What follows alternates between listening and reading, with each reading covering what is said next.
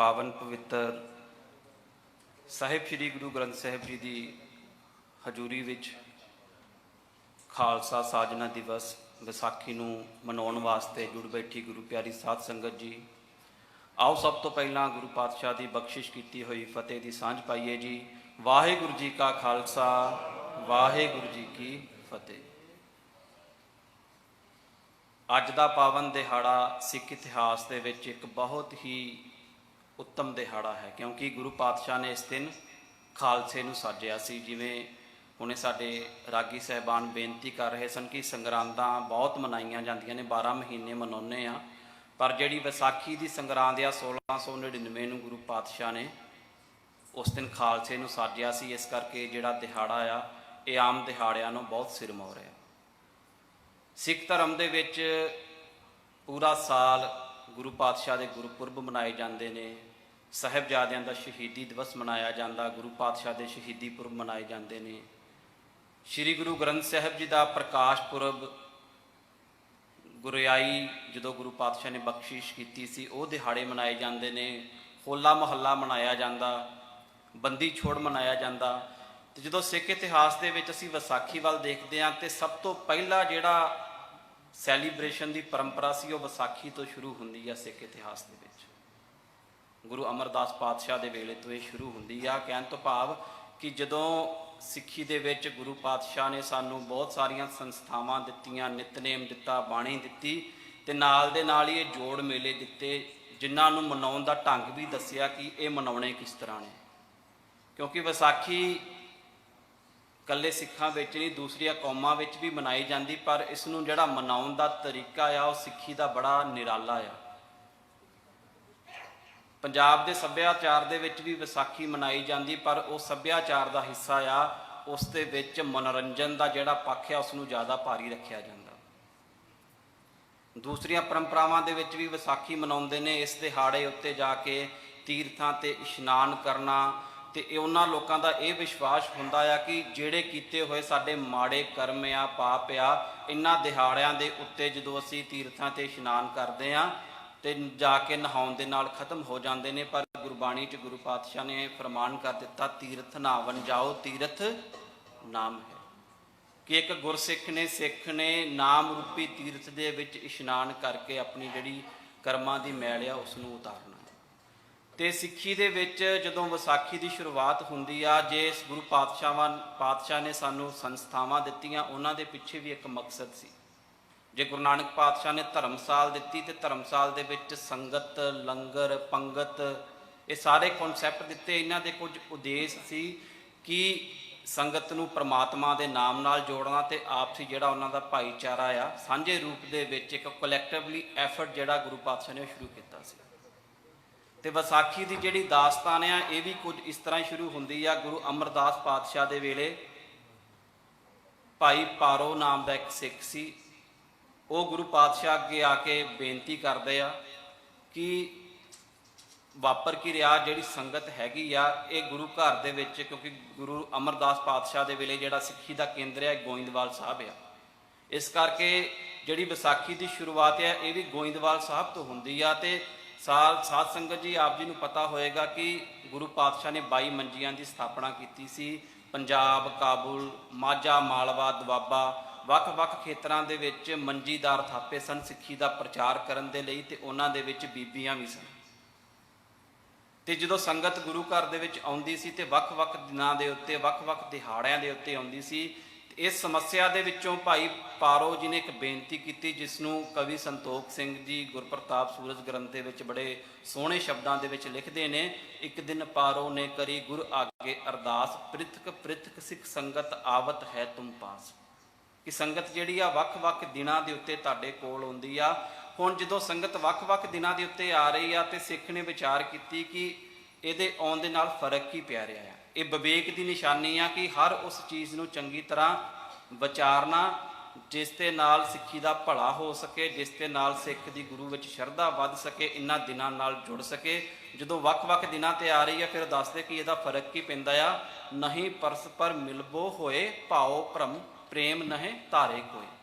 कि जदों संगत मालवे वाला माझे वाले नूं नहीं मिलता ਤੇ ਨਾ ਉਹ ਇੱਕ ਦੂਸਰੇ ਨੂੰ ਜਾਣ ਸਕਦੇ ਆ ਤੇ ਨਾ ਹੀ ਉਹਨਾਂ ਦੇ ਵਿੱਚ ਆਪਸ ਵਿੱਚ ਜਿਹੜਾ ਪ੍ਰੇਮ ਹੈਗਾ ਆ ਉਹ ਵੱਧ ਸਕਦਾ ਹੈ।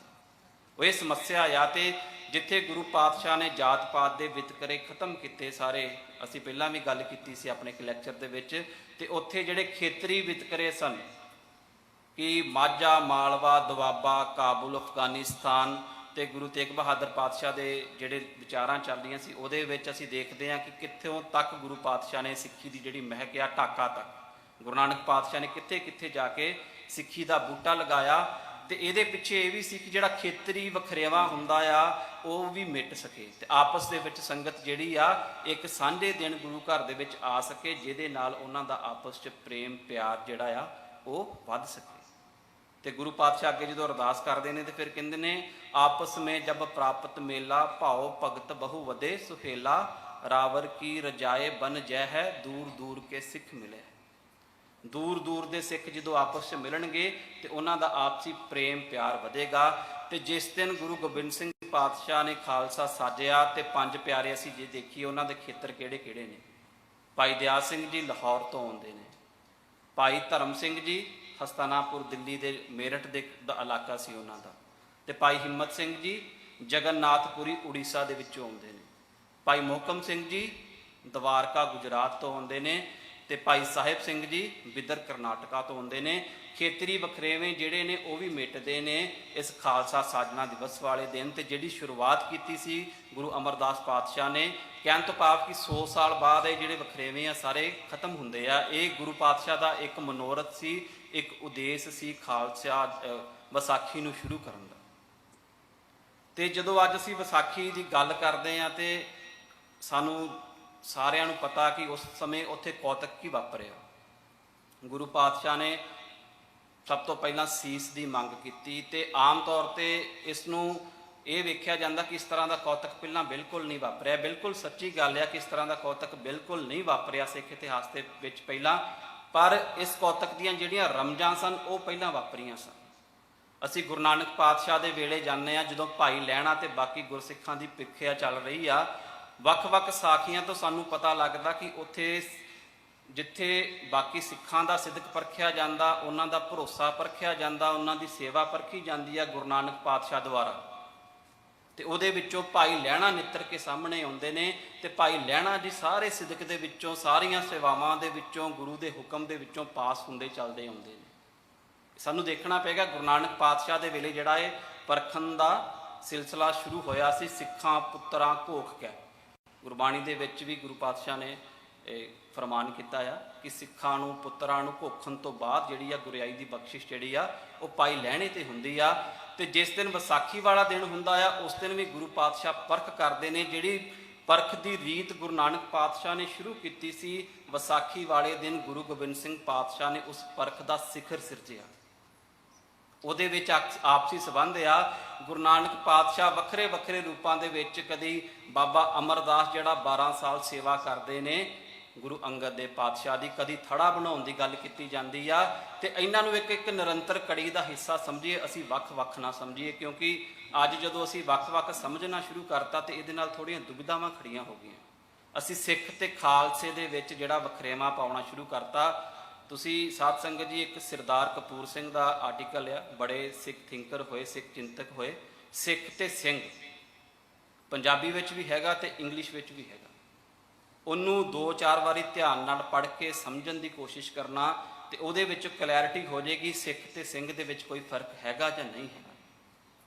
ਕਿਉਂਕਿ ਸਾਨੂੰ ਲੱਗਦਾ ਸਿੱਖੀ ਦਾ ਮਾਰਗ ਸੌਖਾ, ਖਾਲਸੇ ਦਾ ਔਖਾ। ਜਦੋਂ ਗੁਰਬਾਣੀ ਪੜ੍ਹੀਏ ਉਦੋਂ ਪਤਾ ਲੱਗਦਾ ਸਿੱਖੀ ਖੰਨਿਓ ਤਿੱਖੀ। ਇਹ ਵੀ ਕੋਈ ਛੋਟਾ ਜਿਹਾ ਮਾਰਗ ਨਹੀਂ ਹੈਗਾ, ਪਰ ਸਾਡੇ ਮਨ ਦੇ ਵਿੱਚ ਕਿਉਂਕਿ ਅਸੀਂ ਸੁਣਦੇ ਹਾਂ, ਵਿਚਾਰਦੇ ਘੱਟ ਹਾਂ, ਤੇ ਉਸ ਤਰ੍ਹਾਂ ਦਾ ਸਾਡਾ ਜਿਹੜਾ ਮਾਈਂਡ ਸੈਟ ਹੈ ਉਹ ਹੋ ਜਾਂਦਾ ਹੈ। ਤੇ ਜਿਹੜੀ ਪਰੰਪਰਾ ਦੀ ਪਰਖਣ ਦੀ ਗੁਰੂ ਪਾਤਸ਼ਾਹ ਗੁਰੂ ਨਾਨਕ ਪਾਤਸ਼ਾਹ ਨੇ ਰੀਤ ਸ਼ੁਰੂ ਕੀਤੀ ਸੀ, ਉਹਦਾ ਜ਼ਿਕਰ ਸੀ ਵਿਸਾਖੀ ਵਾਲਾ ਦਿਹਾੜਾ। ਤੇ ਇੱਕ ਗੁਰੂ ਕਾਲ ਦੇ ਵਿੱਚ ਗੁਰੂ ਨਾਨਕ ਪਾਤਸ਼ਾਹ ਦੇ ਜੀਵਨ ਦੇ ਵਿੱਚ ਵਿਸਾਖੀ ਆਉਂਦੀ ਆ ਜਦੋਂ ਗੁਰੂ ਪਾਤਸ਼ਾਹ ਵਈ ਨਦੀ ਵਿੱਚ 3 ਦਿਨ ਲਈ ਅਲੋਪ ਹੁੰਦੇ ਨੇ। ਇਹਦੇ ਬਾਰੇ ਅੱਜ ਵੀ ਵਿਚਾਰ ਕੀਤੀ ਜਾਂਦੀ ਕਿ ਹੋਇਆ ਕੀ ਉਸ ਸਮੇਂ, ਕਿ ਗੁਰੂ ਪਾਤਸ਼ਾਹ ਵਈ ਦੇ ਪਾਣੀ ਦੇ ਵਿੱਚ ਡੁੱਬ ਗਏ ਸੀ, ਕਿਤੇ ਹੋਰ ਸੱਚਖੰਡ ਪਹੁੰਚ ਗਏ ਸੀ, ਜਾਂ ਨਦੀ ਨੂੰ ਪਾਰ ਕਰਕੇ ਚਲੇ ਗਏ ਸੀ, ਤੇ ਜਿਸ ਦਿਨ ਵਿਸਾਖੀ ਸਾਜੀ ਜਾਂਦੀ ਆ ਤੇ ਗੁਰੂ ਪਾਤਸ਼ਾਹ ਨੇ ਜਿਹੜਾ ਕੌਤਕ ਰਚਿਆ ਕਿ ਪੰਜਾਂ ਪਿਆਰਿਆਂ ਨੂੰ ਕੀ ਹੋਇਆ ਸੀ, ਬੱਕਰੇ ਝਟਕਾਏ ਗਏ ਸੀ, ਪੰਜਾਂ ਪਿਆਰਿਆਂ ਦੇ ਸੀਸ ਧੜ ਤੋਂ ਅਲੱਗ ਕੀਤੇ ਸੀ। ਮਾਫ ਕਰਨਾ, ਇਹਨਾਂ ਦੀ ਕੋਈ ਵੀ ਇੱਕ ਵਿਆਖਿਆ ਨਹੀਂ ਹੋ ਸਕਦੀ।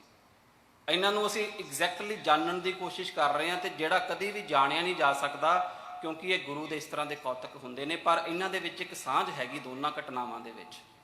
ਜਦੋਂ ਗੁਰੂ ਨਾਨਕ ਪਾਤਸ਼ਾਹ ਵਈ ਦੇ ਵਿੱਚੋਂ ਬਾਹਰ ਆਉਂਦੇ ਨੇ ਤੇ ਗੁਰੂ ਪਾਤਸ਼ਾਹ ਦੇ ਜਿਹੜੇ ਬੋਲ ਨੇ ਜਨਮ ਸਾਖੀਆਂ ਦੇ ਅਨੁਸਾਰ, ਨਾ ਕੋ ਹਿੰਦੂ ਨਾ ਮੁਸਲਮਾਨ।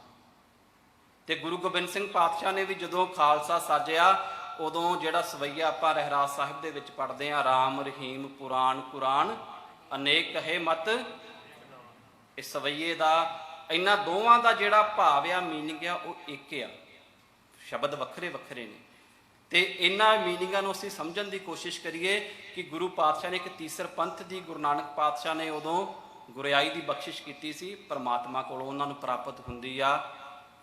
ਤੇ ਜਨਮ ਸਾਖੀਆਂ ਦੇ ਵਿੱਚ ਵੀ ਇਹ ਸਾਰਾ ਬਿਰਤਾਂਤ ਦਿੱਤਾ ਗਿਆ ਆ ਕਿ ਕਿਸ ਤਰ੍ਹਾਂ ਪਰਮਾਤਮਾ ਦਾ ਤੇ ਵਾਹਿਗੁਰੂ ਦਾ ਤੇ ਗੁਰੂ ਨਾਨਕ ਪਾਤਸ਼ਾਹ ਦਾ ਜਿਹੜਾ ਡਾਇਲੌਗ ਉਹ ਹੁੰਦਾ ਆ। ਠੀਕ ਹੈ ਜੀ। ਤੇ ਗੁਰੂ ਨਾਨਕ ਪਾਤਸ਼ਾਹ ਦੇ ਆਪਣੇ ਸ਼ਬਦਾਂ ਦੇ ਵਿੱਚ ਵੀ, ਹਉ ਢਾਡੀ ਵੇਕਾਰ ਕਾਰੇ ਲਾਇਆ ਰਾਤ ਦੇਹ ਕੇ ਵਾਰ ਧੁਰੋਂ ਫਰਮਾਇਆ, ਕਿ ਧੁਰ ਦੇ ਉੱਤੋਂ ਪਰਮਾਤਮਾ ਦੇ ਨਾਲ ਜਿਹੜਾ ਵਾਹਿਗੁਰੂ ਦੇ ਸੱਚ ਨੂੰ ਪ੍ਰਚਾਰਨ ਦਾ ਜਿਹੜਾ ਮਿਸ਼ਨ ਸੀ, ਉਹ ਗੁਰੂ ਨਾਨਕ ਪਾਤਸ਼ਾਹ ਨੂੰ ਮਿਲਿਆ। ਤੇ ਇਸ ਦਿਨ ਵੀ ਗੁਰੂ ਗੋਬਿੰਦ ਸਿੰਘ ਪਾਤਸ਼ਾਹ ਨੇ, ਅਸੀਂ ਦੇਖੀਏ ਕਿ ਖਾਲਸੇ ਨੂੰ ਗੁਰਿਆਈ ਦੀ ਬਖਸ਼ਿਸ਼ ਕਰਨੀ ਆ 1708 ਦੇ ਵਿੱਚ। ਜਦੋਂ ਅਸੀਂ ਅੱਜ ਦੇਖਦੇ ਹਾਂ, ਸਿਰਫ ਸਾਡੇ ਸ੍ਰੀ ਗੁਰੂ ਗ੍ਰੰਥ ਸਾਹਿਬ ਗੁਰੂ ਨਹੀਂ ਹੈਗੇ, ਗੁਰੂ ਪਾਤਸ਼ਾਹ ਨੇ ਗੁਰੂ ਗ੍ਰੰਥ ਤੇ ਗੁਰੂ ਪੰਥ ਨੂੰ ਗੁਰਿਆਈ ਦੀ ਬਖਸ਼ਿਸ਼ ਕੀਤੀ ਸੀ। ਇਹ ਸਮਝਣ ਦੀ ਲੋੜ ਆ ਗੁਰੂ ਗ੍ਰੰਥ ਤੇ ਗੁਰੂ ਪੰਥ ਨੂੰ, ਕਿ ਜਿਹੜੀ ਜੋਤ ਹੋਏਗੀ ਗੁਰੂ ਗ੍ਰੰਥ ਸਾਹਿਬ ਜੀ ਦੇ ਵਿੱਚ ਹੋਏਗੀ ਤੇ ਜਿਹੜੀ ਜੁਗਤ ਹੋਏਗੀ ਉਹ ਖਾਲਸਾ ਪੰਥ ਦੇ ਵਿੱਚ ਹੋਏਗੀ। ਤੇ ਉਸ ਦੀ ਜਿਹੜੀ ਨਿਸ਼ਾਨੀ ਆ, ਉਹ ਖਾਲਸਾ ਸਾਜਣਾ ਵਾਲੇ ਦਿਨ ਦੇ ਉੱਤੇ ਗੁਰੂ ਪਾਤਸ਼ਾਹ ਨੇ ਉਹਦਾ ਇੱਕ ਝਲਕਾਰਾ ਦਿੱਤਾ ਸੀ। ਤੇ ਬਾਅਦ ਵਿੱਚ ਜਦੋਂ ਆਪ ਗੁਰੂ ਪਾਤਸ਼ਾਹ ਅੰਮ੍ਰਿਤ ਛਕਦੇ ਨੇ, ਜਦੋਂ ਅਸੀਂ ਗੁਰੂ ਪਾਤਸ਼ਾਹ ਨੂੰ ਕਹਿੰਦੇ ਆ ਵਾਹ ਵਾਹ ਗੋਬਿੰਦ ਸਿੰਘ ਆਪੇ ਗੁਰਚੇਲਾ, ਇਹ ਗੁਰਚੇਲੇ ਦੀ ਪਰੰਪਰਾ ਵੀ ਗੁਰੂ ਨਾਨਕ ਪਾਤਸ਼ਾਹ ਤੋਂ ਸ਼ੁਰੂ ਹੁੰਦੀ ਆ। ਭਾਈ ਸੱਤਾ ਤੇ ਬਲਵੰਡ ਦੀ ਵਾਰ ਦੇ ਵਿੱਚ ਆਉਂਦਾ ਆ ਕਿ ਨਾ ਗੁਰੂ ਨਾਨਕ ਪਾਤਸ਼ਾਹ ਨੇ ਜਿਉਂਦੇ ਜੀ ਗੁਰਚੇਲੇ ਰਹਿ ਰਾਸ ਕੀ ਨਾਨਕ ਸਲਾਮਤ ਥੀਵਦੇ, ਗੁਰਚੇਲੇ ਰਹਿ ਰਾਸ ਕੀ, ਕਿ ਗੁਰੂ ਇੱਥੇ ਕੌਣ ਆ? ਗੁਰੂ ਨਾਨਕ ਪਾਤਸ਼ਾਹ। ਤੇ ਚੇਲਾ ਕੌਣ ਆ? ਭਾਈ ਲਹਿਣਾ ਜੀ। ਤੇ ਵਿਸਾਖੀ ਵਾਲੇ ਦਿਨ ਗੁਰੂ ਕੌਣ ਆ? ਗੁਰੂ ਗੋਬਿੰਦ ਸਿੰਘ ਜੀ। ਤੇ ਚੇਲੇ ਕੌਣ ਨੇ? ਪੰਜ ਪਿਆਰੇ। ਇਹਨਾਂ ਦੇ ਵਿੱਚ ਇੱਕ ਲਿੰਕ ਆ, ਇਹ ਲਿੰਕ ਨੂੰ ਸਾਨੂੰ ਵੇਖਣ ਦੀ ਲੋੜ ਹੈ ਅੱਜ, ਕਿਉਂਕਿ ਅਸੀਂ ਵੱਖ-ਵੱਖ ਤੌਰ ਦੇ ਉੱਤੇ ਖਾਲਸਾ ਤੇ ਸਿੱਖ ਨੂੰ ਅਸੀਂ ਵੱਖਰਾ ਸਮਝ ਕੇ ਬੈਠ ਗਏ ਹਾਂ। ਤੇ ਅੱਗੇ ਜਿਹੜੀ ਗੱਲ ਹੈਗੀ ਆ ਕਿ ਖਾਲਸਾ ਸਾਜਣਾ ਦਾ ਉਦੇਸ਼ ਕੀ ਸੀ, ਅਸੀਂ ਪਹਿਲਾਂ ਵੀ ਗੱਲ ਕੀਤੀ ਸੀ ਗੁਰੂ ਤੇਗ ਬਹਾਦਰ ਪਾਤਸ਼ਾਹ ਦੇ ਲੈਕਚਰ ਦੇ ਵਿੱਚ, ਕਿ ਗੁਰੂ ਕਾਲ ਦੇ ਵਿੱਚ ਦੋ ਤਰ੍ਹਾਂ ਦੀ ਸੰਗਤ ਗੁਰੂ ਪਾਤਸ਼ਾਹ ਦੇ ਨਾਲ ਜੁੜੀ ਸੀ। ਜਿਵੇਂ ਗੁਰੂ ਅਮਰਦਾਸ ਪਾਤਸ਼ਾਹ ਨੇ ਮੰਜੀ ਪ੍ਰਥਾ ਦੀ ਸ਼ੁਰੂਆਤ ਕੀਤੀ ਸੀ, ਤੇ ਇਹ ਜਿਹੜੇ ਮੰਜੀਦਾਰ ਸੀ, ਪ੍ਰੀਚਰ ਸੀ, ਇਹ ਬਾਅਦ ਵਿੱਚ ਜਾ ਕੇ ਮਸੰਦ ਬਣ ਜਾਂਦੇ ਨੇ। ਤੇ ਉਹ ਸੰਗਤ ਜਿਹੜੀ ਮਸੰਦਾਂ ਦੇ ਥਰੂ ਗੁਰੂ ਘਰ ਨਾਲ ਜੁੜੀ ਹੁੰਦੀ ਸੀ, ਉਸ ਨੂੰ ਸਹਿਲੰਗ ਸੰਗਤ ਬੋਲਿਆ ਜਾਂਦਾ ਸੀ। ਤੇ ਦੂਸਰੀ ਸੰਗਤ ਹੁੰਦੀ ਸੀ ਖਾਲਸਾਈ ਸੰਗਤ, ਉਹ ਸੰਗਤ ਜਿਹੜੀ ਗੁਰੂ ਘਰ ਦੇ ਨਾਲ, ਗੁਰੂ ਪਾਤਸ਼ਾਹ ਦੇ ਨਾਲ ਸਿੱਧਾ ਜਿਹੜਾ ਸੰਬੰਧ ਹੁੰਦਾ ਸੀ। ਤੇ ਉਸ ਸਮੇਂ ਦੇ ਵਿੱਚ ਜਿਹੜੀ ਖਾਲਸਾਈ ਟਰਮ ਹੈ, ਇੱਕ ਟੈਕਨੀਕਲ ਤਕਨੀਕੀ ਅਰਥਾਂ ਦੇ ਵਿੱਚ ਵੀ ਵਰਤੀ ਜਾਂਦੀ ਸੀ ਮੁਗਲ ਰਾਜ ਦੇ ਵਿੱਚ, ਕਿਉਂਕਿ ਰਾਜ ਮੁਗਲਾਂ ਦਾ ਸੀ। ਤੇ ਮੁਗਲ ਰਾਜ ਦੇ ਵਿੱਚ ਜ਼ਮੀਂਦਾਰੀ ਦਾ ਕਨਸੈਪਟ ਹੁੰਦਾ ਸੀ ਕਿ ਮੁਗਲ ਜਿਹੜੇ ਹੁੰਦੇ ਸੀ, ਆਪਣੀਆਂ ਜਿਹੜੇ ਪੂਰਾ ਬਾਦਸ਼ਾਹਤ ਉਹਨਾਂ ਦੀ ਸੀ, ਤੇ ਉਹ ਆਪਣਾ ਰਾਜ ਜਿਹੜਾ ਸੀ ਉਹ ਜ਼ਮੀਂਦਾਰਾਂ ਨੂੰ ਜਿਹੜੀ ਭੂਮੀ ਹੁੰਦੀ ਸੀ, ਜ਼ਮੀਨ ਹੁੰਦੀ ਸੀ, ਉਹ ਦੇ ਦਿੰਦੇ ਸੀ। ਤੇ ਜ਼ਮੀਂਦਾਰ ਜਿਹੜੇ ਅੱਗੇ ਹੁੰਦੇ ਸੀ, ਉਹ ਮੁਜਾਰਿਆਂ ਦੇ ਕੋਲੋਂ, ਹਲ ਵਾਹਕਾਂ ਦੇ ਕੋਲੋਂ ਉਹ ਜ਼ਮੀਨ ਵਾਹੁੰਦੇ ਸੀ ਤੇ ਉਹਨਾਂ ਕੋਲੋਂ ਫਸਲਾਂ ਦੇ ਰੂਪ ਦੇ ਵਿੱਚ ਕਾਰੇ ਇਕੱਠਾ ਕਰਦੇ ਹੁੰਦੇ ਸੀ।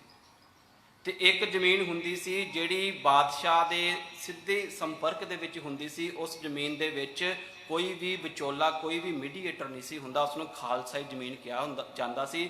ਤੇ ਤਕਨੀਕੀ ਅਰਥਾਂ ਦੇ ਵਿੱਚ ਤੇ ਖਾਲਸੇ ਦਾ ਅਰਥ ਉਹ ਵੀ ਬਣਦਾ ਆ ਜਿਹੜਾ ਗੁਰੂ ਪਾਤਸ਼ਾਹ ਦੇ ਨਾਲ ਸਿੱਧਾ ਜੁੜਿਆ ਹੋਇਆ, ਅੱਜ ਜਿਹੜਾ ਸ੍ਰੀ ਗੁਰੂ ਗ੍ਰੰਥ ਸਾਹਿਬ ਜੀ ਦੇ ਨਾਲ ਸਿੱਧਾ ਜੁੜਿਆ ਹੋਇਆ, ਜਿਹਦੇ ਵਿਚਕਾਰ ਤੇ ਗੁਰੂ ਦੇ ਵਿਚਕਾਰ ਕੋਈ ਵੀ ਵਿਚੋਲਾ ਨਹੀਂ ਹੈਗਾ। ਸਾਧ ਸੰਗਤ ਜੀ, ਅਸੀਂ ਜਦੋਂ ਅਰਦਾਸ ਕਰਨੀ ਆ, ਅਸੀਂ ਸਤਿਕਾਰ ਦਿੰਦੇ ਆ ਗਿਆਨੀ ਸਾਹਿਬਾਨ ਨੂੰ, ਚੰਗੀ ਗੱਲ ਆ, ਪਰ ਸਿੱਖੀ ਦੇ ਵਿੱਚ ਜੋ ਗੁਰੂ ਪਾਤਸ਼ਾਹ ਨੇ ਸਾਨੂੰ ਜੀਵਨ ਜਾਚ ਸਿਖਾਈ ਆ, ਉਹਦੇ ਲਈ ਅਸੀਂ ਖੁਦ ਜਾਚ ਆਪਣੀ ਜਿਹੜੀ ਅਰਦਾਸ ਆ ਗੁਰੂ ਅੱਗੇ ਕਰ ਸਕਦੇ ਆ। ਸਾਨੂੰ ਵਿਚੋਲਿਆਂ ਦੀ ਲੋੜ ਨਹੀਂ ਹੈਗੀ। ਜੋ ਅਸੀਂ ਆਪਣਾ ਦਿਲ ਗੁਰੂ ਪਾਤਸ਼ਾਹ ਅੱਗੇ ਰੱਖ ਸਕਦੇ ਆ, ਹੋ ਸਕਦਾ ਦੂਸਰੇ ਦੇ ਵਿੱਚ ਜਦੋਂ ਅਸੀਂ ਦੂਸਰੇ ਕੋਲ ਕਰਾਈਏ ਤੇ ਉਹ ਜਿਹੜੀ ਭਾਵਨਾ ਘੱਟ ਹੋ ਜੇ।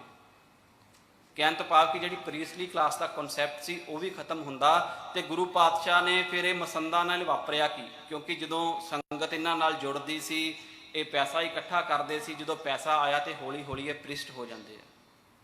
ਤੇ ਇਹਨਾਂ ਨੇ ਗੁਰੂ ਘਰਾਂ ਦੇ ਲਈ ਬਹੁਤ ਸਾਰੀਆਂ ਜਿਹੜੀਆਂ ਮੁਸੀਬਤਾਂ ਨੇ ਇਤਿਹਾਸ ਦੇ ਵਿੱਚ ਉਹ ਵੀ ਖੜੀਆਂ ਕੀਤੀਆਂ, ਸੰਗਤਾਂ ਨੂੰ ਕੁਰਾਹੇ ਪਾਇਆ, ਮਿਸਗਾਈਡ ਕੀਤਾ। ਤੇ ਗੁਰੂ ਪਾਤਸ਼ਾਹ ਦੇ ਜਿਹੜੇ ਹੁਕਮਨਾਮੇ ਲਿਖਦੇ ਹੁੰਦੇ ਸੀ ਆਪਣੀਆਂ ਸੰਗਤਾਂ ਨੂੰ, ਉਹਨਾਂ ਦੇ ਵਿੱਚ ਇਹ ਬਾਰ-ਬਾਰ ਤਾਕੀਦ ਕਰਦੇ ਸੀ ਕਿ ਇਹਨਾਂ ਮਸੰਦਾਂ ਤੋਂ ਦੂਰ ਰਹਿਣ ਲੱਗ ਪਓ। ਤੇ ਗੁਰੂ ਪਾਤਸ਼ਾਹ ਦਾ ਇੱਕ ਕਵੀ ਹੈਗੇ, ਕਵੀ ਸੈਨਾਪਤ ਜੀ, ਉਹਨਾਂ ਨੇ ਸ੍ਰੀ ਗੁਰਸੋਭਾ ਨਾਮ ਦਾ ਇੱਕ ਗ੍ਰੰਥ ਲਿਖਿਆ ਸੀ ਗੁਰੂ ਪਾਤਸ਼ਾਹ ਦੇ ਵੇਲੇ। ਉਹਦੇ ਵਿੱਚ ਜੋ ਵਿਸਾਖੀ ਤੇ ਵਾਪਰਿਆ ਉਹਦੀਆਂ ਸਾਰੀਆਂ ਗੱਲਾਂ ਵੀ ਕਰਦੇ ਨੇ, ਤੇ ਨਾਲ ਗੁਰੂ ਪਾਤਸ਼ਾਹ ਨੇ ਜੋ ਇੱਕ ਡਿਕਲੇਰੇਸ਼ਨ ਕੀਤੀ, ਆਪਣੇ ਸਿੱਖਾਂ ਨੂੰ ਉਪਦੇਸ਼ ਦਿੱਤਾ ਉਸ ਦਿਨ ਕਿ ਤੁਸੀਂ ਕਰਨਾ ਕੀ ਹੈਗਾ ਆ।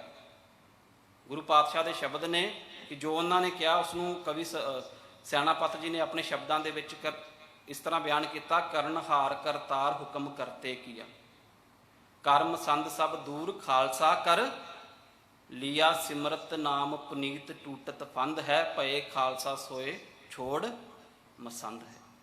ਕਿ ਖਾਲਸਾ ਜਿਹੜਾ ਆ, ਗੁਰੂ ਦਾ ਸਿੱਖ ਜਿਹੜਾ ਹੈਗਾ, ਉਹਨੂੰ ਮਸੰਦਾਂ ਦੇ ਨਾਲ ਹੁਣ ਰਿਸ਼ਤਾ ਰੱਖਣ ਦੀ ਕੋਈ ਵੀ ਲੋੜ ਨਹੀਂ ਹੈਗੀ। ਤੇ ਜਦੋਂ ਇਹਨਾਂ ਦਾ ਜ਼ਿਕਰ ਰਹਿਤਨਾਮਿਆਂ ਵਿੱਚ ਵੀ ਮਿਲਦਾ, ਤੇ ਜਦੋਂ ਸਿੱਖ ਰਹਿਤ ਮਰਿਆਦਾ ਤਿਆਰ ਕੀਤੀ ਜਾਂਦੀ ਆ, ਤੇ ਉਹਦੇ ਵਿੱਚ 4 ਤਰ੍ਹਾਂ ਦੀ ਜਿਹੜੀ ਹੈਗੇ ਆ ਵਿਅਕਤੀ, ਰਾਮ ਰਾਈਏ, ਧੀਰ ਮਲੀਏ, ਮਸੰਦ ਜਿਹੜੇ ਹੈਗੇ ਆ, ਤੇ ਇਹਨਾਂ ਦੇ ਨਾਲ ਕੋਈ ਵੀ ਜਿਹੜਾ ਰਿਸ਼ਤਾ ਰੱਖਣ ਤੋਂ ਮਨਾ ਕੀਤਾ ਗਿਆ। ਕਹਿਣ ਤੋਂ ਭਾਵ ਕਿ ਉਹ ਸਿੱਖ ਜਿਹੜਾ ਸਿੱਖੀ ਦੇ ਨਾਂ ਦੇ ਉੱਤੇ ਸਿੱਖੀ ਨੂੰ ਵੇਚਦਾ ਆ, ਗੁਰੂ ਦੇ ਪੈਗਾਮ ਦੀ ਗਲਤ ਵਰਤੋਂ ਕਰਦਾ ਆ, ਗਲਤ ਤਰੀਕੇ ਨਾਲ ਸੰਗਤ ਤੱਕ ਪਹੁੰਚਾਉਂਦਾ ਆ, ਗੁਰੂ ਪਾਤਸ਼ਾਹ ਕਹਿੰਦੇ ਆ ਉਹਦੀ ਰਮਜ ਹੈ ਕਿ ਉਹਦੇ ਨਾਲ ਕੋਈ ਵੀ ਨਾਤਾ ਨਹੀਂ ਰੱਖਣਾ। ਹੁਣ ਇਹ ਸੰਸਥਾ ਗੁਰੂ ਪਾਤਸ਼ਾਹ ਨੇ ਸ਼ੁਰੂ ਕੀਤੀ ਆ, ਗੁਰੂ ਪਾਤਸ਼ਾਹ ਦੇ ਲਈ ਇਹਨੇ ਕੰਮ ਕੀਤਾ, ਤੇ ਗੁਰੂ ਪਾਤਸ਼ਾਹ ਦੇ ਵੇਲੇ ਪ੍ਰਿਸ਼ਟ ਹੋ ਜਾਂਦੀ ਆ, ਤੇ ਗੁਰੂ ਪਾਤਸ਼ਾਹ ਇਸ ਨੂੰ ਖਤਮ ਵੀ ਕਰ ਦਿੰਦੇ ਨੇ। ਕਹਿਣ ਤੋਂ ਭਾਵ ਕਿ ਗੁਰੂ ਪਾਤਸ਼ਾਹ ਨੇ ਸਿੱਖਾਂ ਨੂੰ ਇਹ ਸਮਝਾਤਾ ਕਿ ਉਹ ਵਿਅਕਤੀ ਜਾਂ ਉਹ ਸੰਸਥਾ ਜਿਹੜੀ ਸਿੱਖੀ ਸਿਧਾਂਤਾਂ ਤੋਂ ਉਲਟ ਕਦੇ ਵੀ ਜਾਣ ਲੱਗੇ, ਉਹਦੇ ਨਾਲ ਸਿੱਖਾਂ ਨੇ ਕੋਈ ਸੰਬੰਧ ਨਹੀਂ ਰੱਖਣਾ, ਜੇ ਮੌਜੂਦਾ ਕੰਟੈਕਸਟ ਦੇ ਵਿੱਚ ਇਸ ਨੂੰ ਅਸੀਂ ਸਮਝਣਾ ਹੋਵੇ।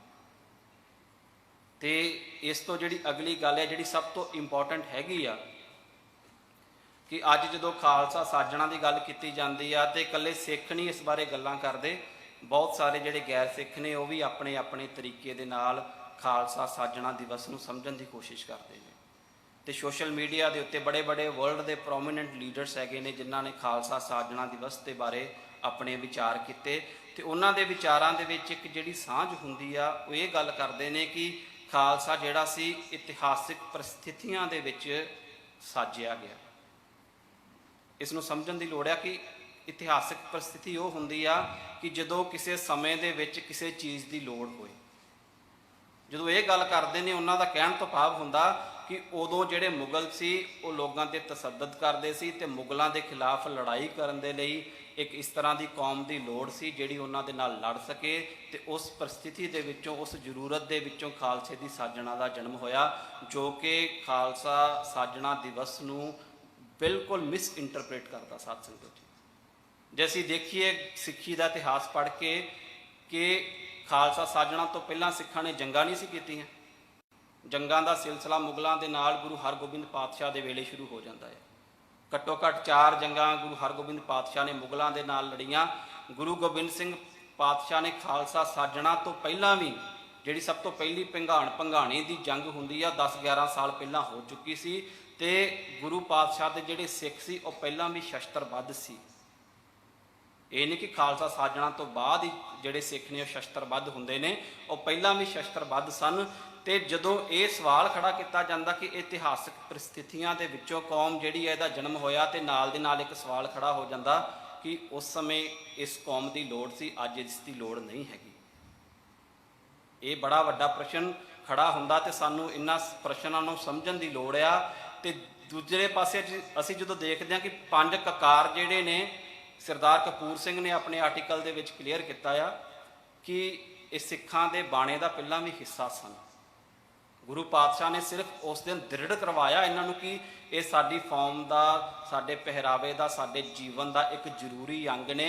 ਜੇ ਅਸੀਂ ਧਿਆਨ ਨਾਲ ਦੇਖੀਏ ਕਿ ਗੁਰੂ ਹਰਗੋਬਿੰਦ ਪਾਤਸ਼ਾਹ ਨੇ ਮੀਰੀ ਪੀਰੀ ਦੀਆਂ ਤਲਵਾਰਾਂ ਪਹਿਨੀਆਂ ਸੀ, ਤੇ ਸਿੱਖਾਂ ਨੇ ਸ਼ਸਤਰ ਰੱਖਣੇ ਸ਼ੁਰੂ ਕਰਤੇ ਸੀ। ਗੁਰੂ ਪਾਤਸ਼ਾਹ ਦੇ ਹੁਕਮਨਾਮਿਆਂ ਦੇ ਵਿੱਚ ਵੀ ਇਸ ਦੇ ਬਾਰੇ ਬਹੁਤ ਸਾਰੇ ਜਿਹੜੇ ਵਿਸਤਾਰ ਨੇ ਉਹ ਮਿਲ ਸਕਦੇ ਨੇ ਕਿ ਸਿੱਖ ਜਿਹੜੇ ਨੇ ਸ਼ਸਤਰਬੱਧ ਹੋਣ। ਭੰਗਾਣੀ ਦੀ ਜੰਗ ਤੋਂ ਬਾਅਦ ਇੱਕ ਮੁਸਲਮ ਗੁਰੂ ਪਾਤਸ਼ਾਹ ਦਾ ਸ਼ਰਧਾਲੂ ਸੀ ਪੀਰ ਬੁੱਧੂ ਸ਼ਾਹ, ਉਸਨੇ ਆਪਣੇ ਪੁੱਤਰ ਸ਼ਹੀਦ ਕਰਵਾਏ ਸੀ ਇਸ ਜੰਗ ਦੇ ਵਿੱਚ, ਤੇ ਗੁਰੂ ਪਾਤਸ਼ਾਹ ਨੇ ਜਦੋਂ ਉਹ ਦੀਵਾਨ ਲਗਾਇਆ ਉਸ ਨੂੰ ਸਨਮਾਨਿਤ ਕਰਨ ਦੇ ਲਈ, ਤੇ ਪੀਰ ਬੁੱਧੂ ਸ਼ਾਹ ਨੇ ਇੱਕ ਚੀਜ਼ ਦੀ ਮੰਗ ਕੀਤੀ ਸੀ ਗੁਰੂ ਪਾਤਸ਼ਾਹ ਕੋਲ, ਗੁਰੂ ਪਾਤਸ਼ਾਹ ਦੇ ਕੰਘੇ ਦੀ। ਵਿਸਾਖੀ ਸਾਜਣਾ ਤੋਂ ਪਹਿਲਾਂ ਤੇ ਗੁਰੂ ਪਾਤਸ਼ਾਹ ਨੇ ਆਪਣੇ ਕੇਸਾਂ ਵਾਲਾ ਕੰਘਾ ਜਿਹੜਾ ਸੀ ਪੀਰ ਬੁੱਧੂ ਸ਼ਾਹ ਨੂੰ ਦਿੱਤਾ ਸੀ।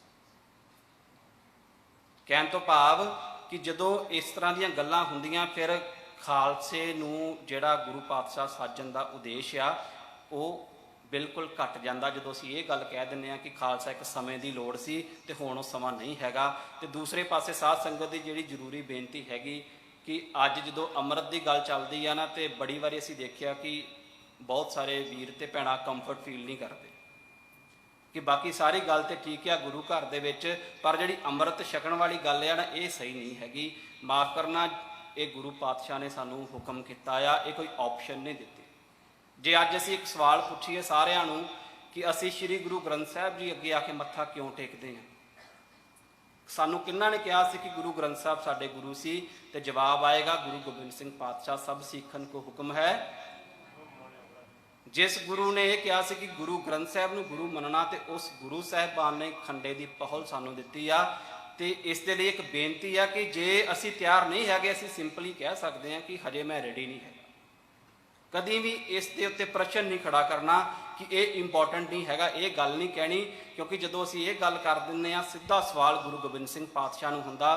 ਤੇ ਹੁਣੇ ਰਾਗੀ ਸਾਹਿਬਾਨ ਸ਼ਬਦ ਗਾਇਨ ਕਰ ਰਹੇ ਸੀ, ਖਾਲਸਾ ਮੇਰੋ ਰੂਪ ਹੈ ਖਾਸ। ਅਸੀਂ ਗੁਰੂ ਦੇ ਸਿੱਖ ਬਣ ਕੇ ਰਹਿਣਾ ਤੇ ਸਿੱਖ ਬਣ ਕੇ ਰਹੀਏ। ਬੇਨਤੀ ਆ ਸਾਰਿਆਂ ਨੂੰ, ਕਦੀ ਵੀ ਹੰਕਾਰਵਸ ਹੋ ਕੇ ਜਾਂ ਕਈ ਵਾਰੀ ਕੀ ਹੁੰਦਾ ਸਾਨੂੰ ਪਤਾ ਨਹੀਂ ਚੱਲਦਾ ਕਿ ਸਾਡੇ ਸ਼ਬਦਾਂ ਦਾ ਮਤਲਬ ਕੀ ਨਿਕਲ ਰਿਹਾ ਆ, ਤਾਂ ਅਸੀਂ ਬੜੇ ਸਹਿਜ ਸੁਭਾਅ ਸ਼ਬਦ ਵਰਤ ਦਿੰਦੇ ਆ। ਤੇ ਦੂਸਰੇ ਪਾਸੇ ਨਾਲ ਹੀ ਬੇਨਤੀ ਆ ਉਹਨਾਂ ਵੀਰਾਂ ਨੂੰ, ਉਹਨਾਂ ਨੂੰ ਭੈਣਾਂ ਨੂੰ ਜਿਹੜੇ ਅੰਮ੍ਰਿਤਧਾਰੀ ਨੇ, ਕਿ ਅਸੀਂ ਵੀ ਆਪਣੇ ਆਪ ਨੂੰ ਦੂਜਿਆਂ ਨਾਲੋਂ ਕੋਈ ਸੁਪੀਰੀਅਰ ਨਹੀਂ ਸਮਝਣਾ। ਸਾਡੇ ਮੋਢਿਆਂ ਉੱਤੇ ਜ਼ਿੰਮੇਵਾਰੀ ਥੋੜ੍ਹੀ ਜ਼ਿਆਦਾ ਆ। ਜੇ ਅਸੀਂ ਆਪਣੇ ਆਪ ਨੂੰ ਗੁਰੂ ਦੇ ਸਿੱਖ ਕਹਿੰਦੇ ਆ ਨਾ, ਤੇ ਸਾਡੇ ਵਿੱਚੋਂ ਜੀਵਨ ਜਾਚ ਵਿੱਚੋਂ ਉਹ ਰਿਫਲੈਕਟ ਹੋਣਾ ਚਾਹੀਦਾ ਕਿ ਇੱਕ ਸਿੱਖ ਇਸ ਤਰ੍ਹਾਂ ਦਾ ਹੁੰਦਾ ਜਦੋਂ ਅੰਮ੍ਰਿਤ ਛਕ ਲੈਂਦਾ। ਤੇ ਜਦੋਂ ਅਸੀਂ ਅੰਮ੍ਰਿਤ ਛਕ ਕੇ ਗਲਤ ਕੰਮ ਕਰਦੇ ਹਾਂ ਤੇ ਫਿਰ ਬੱਚੇ ਕੁਐਸਚਨ ਕਰ ਦਿੰਦੇ ਨੇ, ਜੇ ਅੰਮ੍ਰਿਤ ਛਕ ਕੇ ਇਸ ਤਰ੍ਹਾਂ ਦੇ ਕੰਮ ਹੀ ਕਰਨੇ ਤੇ ਅਸੀਂ ਫਿਰ ਗੈਰ ਅੰਮ੍ਰਿਤੀ ਚੰਗੇ। ਸਾਨੂੰ ਦੋਵਾਂ ਪਾਸਿਆਂ ਨੂੰ ਸਮਝਣ ਦੀ ਲੋੜ ਹੈਗੀ ਆ। ਤੇ ਇੰਨੀਆਂ ਕੁ ਬੇਨਤੀਆਂ ਸਾਰੀਆਂ ਅੱਜ ਤੁਹਾਡੇ ਨਾਲ ਸਾਂਝ ਪਾਉਣੀ ਆ। ਤੇ ਸਾਧ ਸੰਗਤ ਜੀ, ਸਾਨੂੰ ਸੋਚਣ ਸਮਝਣ ਵਿਚਾਰਨ ਦੀ ਲੋੜ ਆ ਕਿ ਕਿਸ ਮਕਸਦ ਦੇ ਲਈ ਗੁਰੂ ਗੋਬਿੰਦ ਸਿੰਘ ਪਾਤਸ਼ਾਹ ਨੇ, ਗੁਰੂ ਸਾਹਿਬਾਨ ਨੇ ਇਹ ਦਿਹਾੜੇ, ਇਹ ਸੈਲੀਬ੍ਰੇਸ਼ਨ ਜਿਹੜੀਆਂ ਅਸੀਂ ਸ਼ੁਰੂ ਕੀਤੀਆਂ ਸੀ, ਕਿਉਂਕਿ ਅੱਜ ਸਾਡੇ ਮਨਾਂ ਦੇ ਵਿੱਚ ਵਿਤਕਰੇ ਪਏ ਹੈਗੇ ਨੇ। ਸਾਡੇ ਮਨਾਂ ਦੇ ਵਿੱਚ ਬੜੀਆਂ ਕੰਧਾਂ ਪਈਆਂ ਹੈਗੀਆਂ ਜਿਨ੍ਹਾਂ ਦੇ ਨਾਲ ਅਸੀਂ ਵੱਖਰੇ ਅਸੀਂ ਇਕੱਠੇ ਬੈਠਣ ਦੇ ਬਾਵਜੂਦ ਵੀ ਇਕੱਠੇ ਨਹੀਂ ਹੋ ਪਾਏ, ਕਿਉਂਕਿ ਜਿਹੜਾ ਵਿਸਾਖੀ ਦਾ ਮਨਾਉਣ ਦਾ ਸਿਲਸਿਲਾ ਗੁਰੂ ਪਾਤਸ਼ਾਹ ਨੇ ਸ਼ੁਰੂ ਕੀਤਾ ਸੀ, ਉਸ ਦੇ ਪਿੱਛੇ ਮਕਸਦ ਇਹ ਸੀ ਕਿ ਵੱਖਰੇ ਵੱਖ-ਵੱਖ ਥਾਵਾਂ ਤੋਂ ਜਿਹੜੇ ਸਿੱਖ ਆ ਕੇ ਉਹ ਇਕੱਠੇ ਇੱਕ ਥਾਂ ਤੇ ਬੈਠ ਸਕਣ ਤੇ ਉਹਨਾਂ ਦਾ ਆਪਸ ਵਿੱਚ ਪ੍ਰੇਮ ਪਿਆਰ ਜਿਹੜੀ ਆ ਉਹ ਵੱਧ ਸਕੇ। ਤੇ ਅਸੀਂ ਆਪਣੇ ਅੰਦਰ ਜਿਹੜੀ ਕੂੜ ਦੀ ਪਾਲ ਆ ਨਾ, ਕੂੜ ਦੀ ਕੰਧ ਆ, ਉਹ ਖੜੀ ਕਰਕੇ ਬੈਠੇ ਆ। ਉਹਨੂੰ ਤੋੜਨ ਦੀ ਲੋੜ ਆ। ਜਿਸ ਦਿਨ ਇਹ ਕੰਧ ਟੁੱਟੇਗੀ ਤੇ ਉਸ ਦਿਨ ਸਾਡਾ ਗੁਰੂ ਘਰਾਂ ਦੇ ਵਿੱਚ ਆਉਣਾ ਵੀ ਸਫਲਾ ਹੋਏਗਾ, ਗੁਰੂ ਪਾਤਸ਼ਾਹ ਦੀ ਸਾਡੇ ਤੇ ਬਖਸ਼ਿਸ਼ ਵੀ ਹੋਏਗੀ। ਤੇ ਫਿਰ ਕਦੀ ਵੀ ਇਸ ਤਰ੍ਹਾਂ ਦੀਆਂ ਕਨਫਿਊਜ਼ਨ ਜਿਹੜੀਆਂ ਹੈਗੀਆਂ ਸਾਡੇ ਮਨਾਂ ਦੇ ਵਿੱਚ, ਸਿੰਘ ਅਤੇ ਖਾਲਸੇ ਦੇ ਵਿੱਚ ਜਿਹੜੇ ਅਸੀਂ ਵਖਰੇਵੇਂ ਦੇਖਦੇ ਹਾਂ, ਸਾਨੂੰ ਲੱਗਦਾ ਕਿ ਗੁਰੂ ਨਾਨਕ ਪਾਤਸ਼ਾਹ ਤੇ ਗੁਰੂ ਗੋਬਿੰਦ ਸਿੰਘ ਪਾਤਸ਼ਾਹ ਡਿਫਰੈਂਟ ਨੇ। ਇਹ ਸਾਰੇ ਭਰਮ ਭੁਲੇਖੇ ਜਿਹੜੇ ਨੇ ਉਹ ਫਿਰ ਸਾਡੇ ਦੂਰ ਹੋ ਜਾਣਗੇ। ਬੋਲਦਿਆਂ ਅਨੇਕਾਂ ਪ੍ਰਕਾਰ ਦੀਆਂ ਭੁੱਲਾਂ ਗਲਤੀਆਂ ਹੋ ਗਈਆਂ ਸਾਧ ਸੰਗਤ ਜੀ। ਸਾਧ ਸੰਗਤ ਗੁਰੂ ਪਾਤਸ਼ਾਹ ਬਖਸ਼ਣਯੋਗ ਆ ਜੀ, ਬਖਸ਼ ਲੈਣਾ। ਦਿਓ ਸੀਸ ਬੁਲਾਓ ਫਤਿਹ। ਵਾਹਿਗੁਰੂ ਜੀ ਕਾ ਖਾਲਸਾ, ਵਾਹਿਗੁਰੂ ਜੀ ਕੀ ਫਤਿਹ।